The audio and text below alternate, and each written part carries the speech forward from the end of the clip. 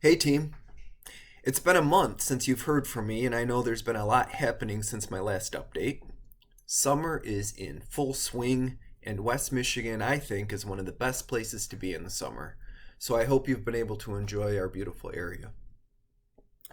Before I get started, I'd like to spend just a minute asking you all to take a deep breath and center yourself for the day.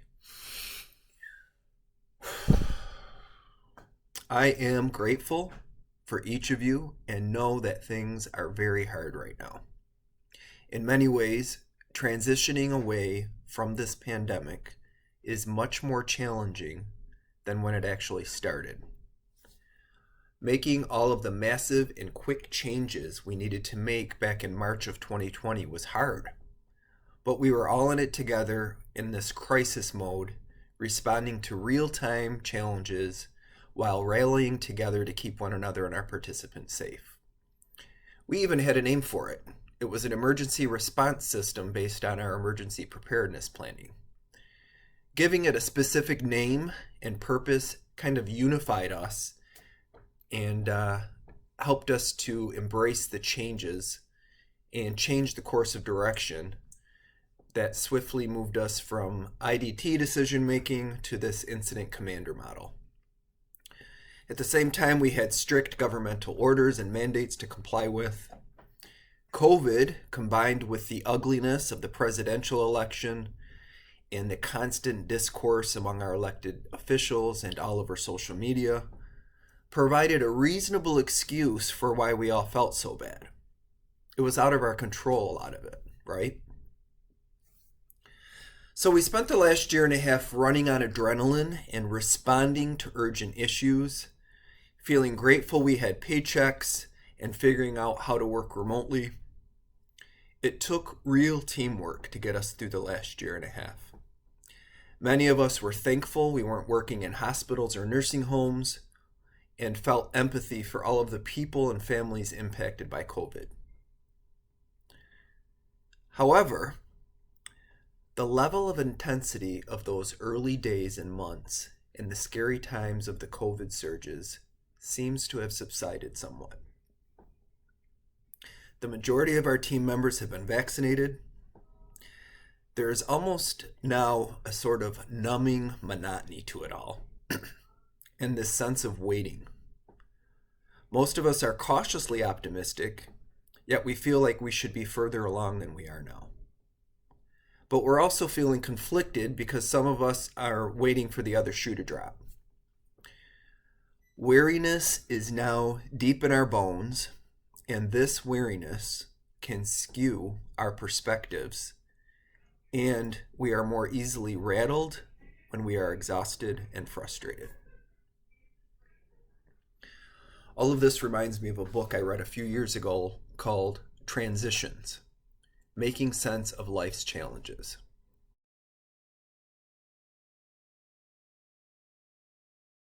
By William Bridges. In the book, he describes the difference between change and transition. And what we are going through at Life Circles, and I would argue all of society, is indeed a great transition. The difference between change and transition is subtle but important. Change is something that happens to people, even if we don't agree with it. Transition, on the other hand, is internal. It's what happens in our minds as we go through change.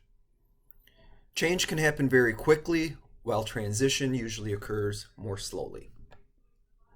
And there are 3 stages people go through when transitioning, when experiencing change, I mean. So the first stage in transition is ending, losing, and letting go. I think this is the stage we have spent the last year and a half in. We experienced a multitude of emotions and a sense of loss in what was. The pandemic fundamentally and dramatically changed the world as we knew it. And it was much bigger than just our local community or even our state. It was literally the entire globe. The second stage in transition is the neutral zone. And I think this is the stage that we are all in right now. At least it feels that way. In this stage, people are often confused, uncertain, and impatient. Think of this phase as the bridge between the old and the new. We are attached to the old even though we know it's not here anymore, and we are unclear on what the new even is. This is where we can become resentful, have low morale and productivity, have anxiety about our role and our future, and may even become skeptical or mistrustful. If you look around, you may see this in yourself or in coworkers here, but also in every other industry. You know, I read that in April, 4 million people resigned from their jobs. This is the highest number of quittings ever recorded in a month. And millions more quit their jobs in May, June, and July. My impression of what's happening is that so many people are very uncomfortable sitting in this undefined neutral zone. We've sort of accepted the loss of what was, but there is no clear playbook or drawing for what will be. To me, this neutral zone, or this period of ambiguity, is the most difficult space to be in. We Americans tend to be very action-oriented, and many of us are addicted to busyness.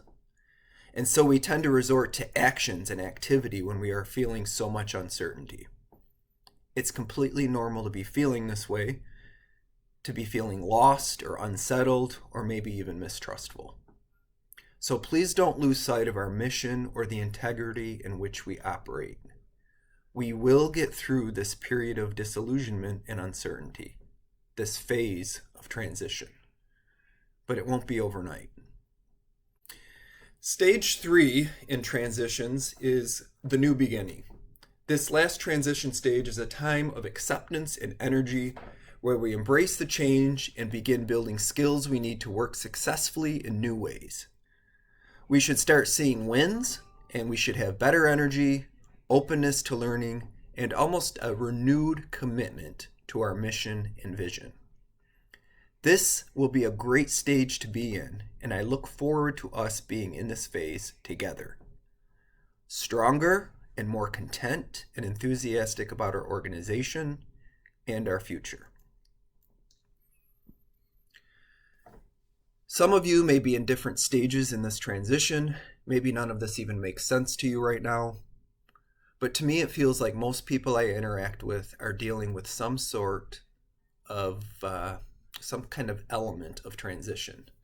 And most seem to be in the weird kind of middle neutral zone. Those of us who have been with Life Circles for a long time may remember other times in the past where we have had significant change and experienced these stages of transition. And although it was hard, we improved and got better and stronger as a result of going through it. So I urge you all, please stay the course. Give yourself and your colleagues grace. Recognize and understand that your emotions are normal. Challenge yourself to remain confident in our collective wisdom and in the fact that Life Circles and the rest of the world will transition to a new beginning, however that looks. I never want to underestimate the impact of change on Life Circles, nor do I want to rationalize things that I can do better as a leader or we can do better as a leadership team. I implore you to always assume positive intent of your coworkers and the leadership team. Do we always do everything perfectly? No. Can we improve our communications? Of course we can. Just know that everyone on this leadership team is very committed to fully supporting all team members and working hard to ensure everyone is treated fairly and with dignity and respect. Every decision we make is always based on honoring our team members and not losing sight of our mission. The COVID response crew has been meeting weekly to figure out how to stage the re-entry of normal day center operations. There are so many variables to consider and so many things to coordinate. We are tracking the implications of the COVID variants. We are also reviewing all of the guidance of the health systems in the CDC and MIOSHA to move things forward in a thoughtful and deliberate way. If you are feeling unsettled, please know you are not alone, and know that we as a leadership team are making the very best decisions we can based on the information we have. We do not want to compromise your wellness or the health and safety of our participants. So, August is already upon us, and I will need to get some communication out to our participants and families very soon. We will also be finalizing important decisions related to human resources, the recruitment of much-needed team members, and figuring out ways to appropriately support all of you.